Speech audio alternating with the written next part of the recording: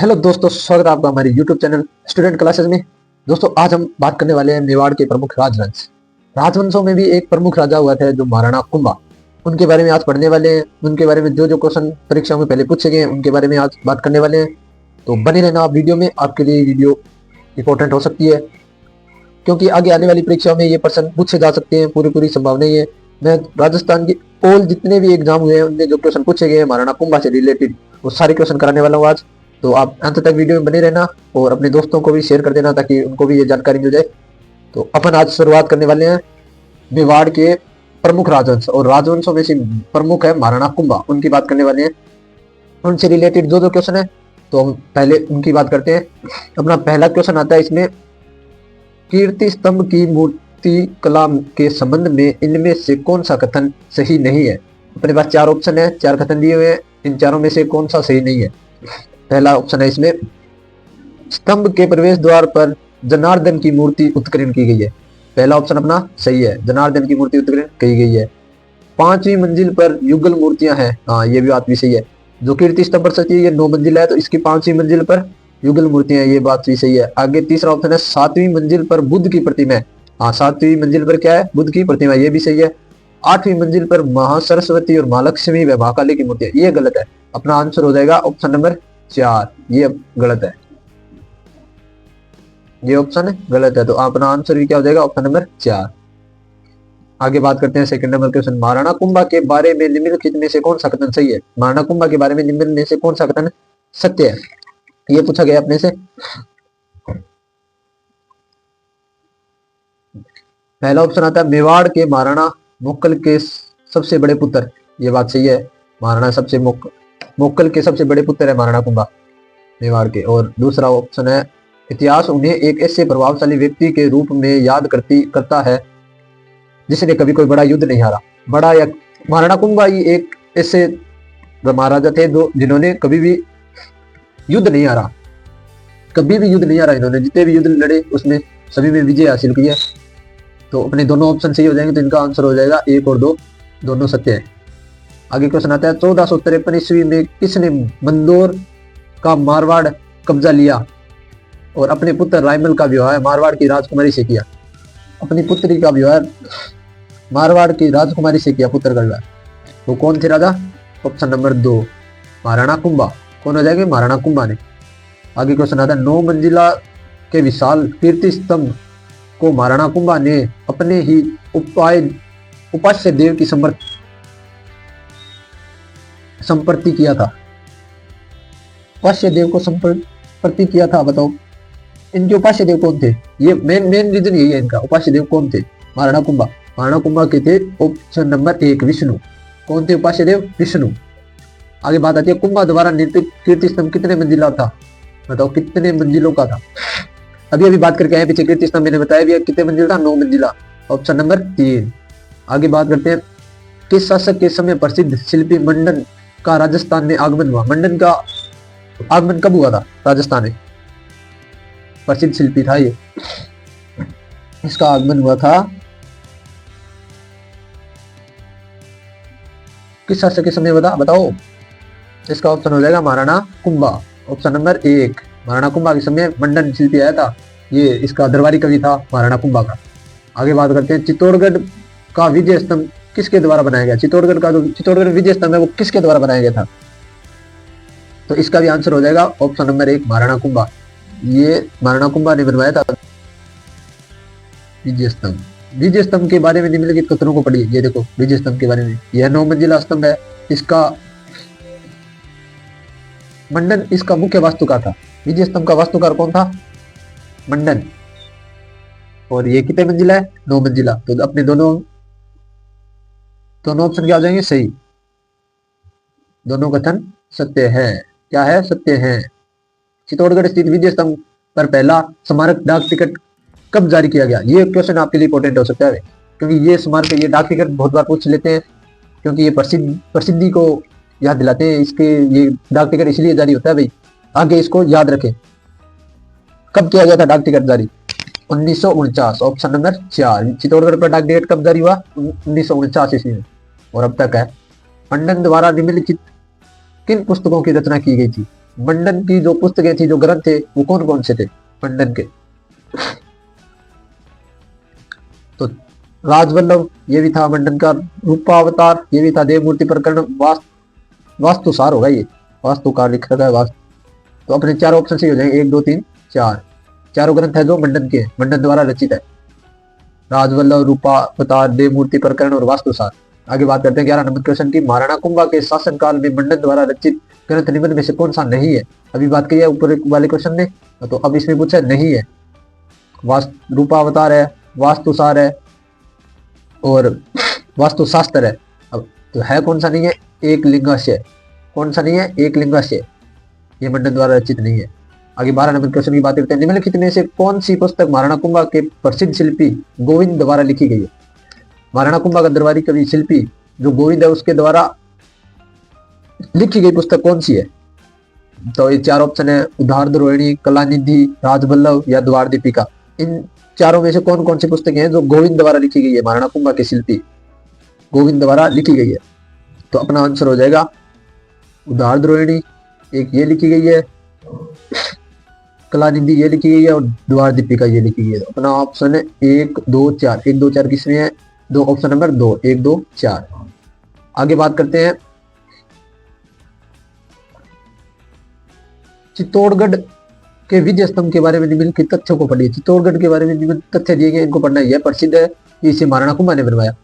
चित्तौड़गढ़ में जो विजय स्तंभ है ये प्रसिद्ध है भाई, इसको किसने बनवाया? महाराणा कुंभा ने बनवाया। ठीक है, ये बात तो सही है। इसकी कुल 11 मंजिलें, ये गलत है, ये गलत है। इसमें जेता की मूर्ति उत्कीर्ण, हाँ ये सही है। जेता पोपा ये महाराणा कुंभा के दरबारी कवि थे, तो इनकी मूर्ति उत्कीर्ण है। अपना ऑप्शन हो जाएगा 1 और 3।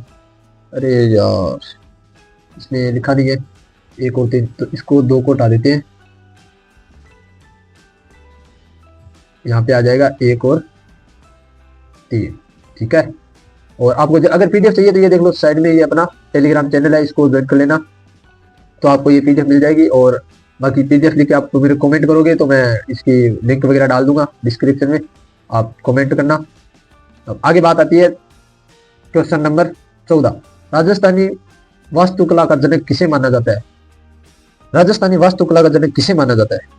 बताओ। इसका ऑप्शन हो जाएगा महाराणा कुंभा। महाराणा कुंभा को राजस्थानी वास्तुकला का जनक माना जाता है, क्योंकि इन्होंने राज्य की ओर ध्यान दिया जो दिया, और इन्होंने सांस्कृतिक में भी योगदान खूब दिया। महाराणा कुंभा ने बहुत ध्यान दिया है।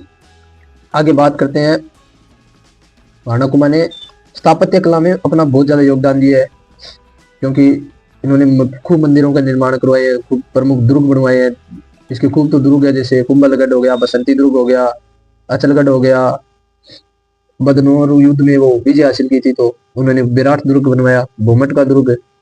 ऐसे खूब है, इनके मंदिर भी है, कुंभ स्वामी मंदिर, श्रृंगार चंवरी, मीरा मंदिर, रणकपुर मंदिर। तो इसलिए इसको कहा जाता है राजस्थानी वास्तुकला जनक कुंभा जी को कहा जाता है। आगे बात आती है, महाराणा कुंभा को कितने किलों के निर्माण के श्रेय से प्राप्त हुआ है? महाराणा कुंभा को कितने किलों के निर्माण का श्रेय प्राप्त हुआ है? सीधा सा क्वेश्चन है, महाराणा कुंभा को कितने किलों का श्रेय प्राप्त हुआ है? ये क्वेश्चन पूछा गया है सेनोग्राफी और सूचना साहित्य में।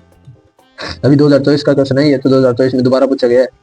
ऐसे क्वेश्चन भी पूछे जाते हैं आरपीएससी द्वारा और आरएसपी। तो इसका ऑप्शन हो जाएगा ऑप्शन नंबर 3, 32 दुर्गों का निर्माण। वह प्रसिद्ध राजपूत राजा कौन था जिसने राजस्थान में सर्वाधिक